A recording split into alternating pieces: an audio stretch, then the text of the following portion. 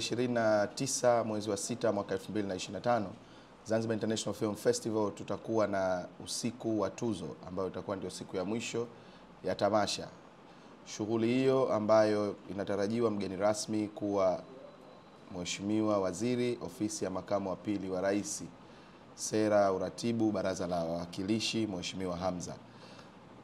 Mpaka sasa majaji wanaendelea na shughuli za kuchambua filamu.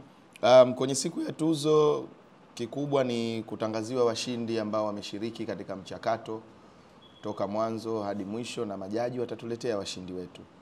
Kwa hiyo tukae mkao wa kula. Kutakuwa na performances kutoka kwa wasanii mbalimbali ikiwemo kikundi cha taarab cha DCMA All Stars pamoja na vikundi vingine vitakavyoshiriki.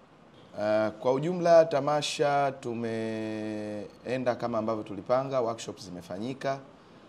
Changamoto tuliyokuwa nayo ilikuwa ni kubadilika kwa kumbi kutokana na mahitaji baada ya kuwa na mwitikio mkubwa na hafifu kwa baadhi ya workshops. Kwa hiyo imebidi tuwe tuna switch venues, lakini kila kitu kilienda kama kilivyopangwa, na mpaka sasa shughuli nyingine bado zinaendelea ikiwemo workshops nyingine kuendelea, filamu kuoneshwa pamoja na maandalizi mengine ya siku ya tuzo.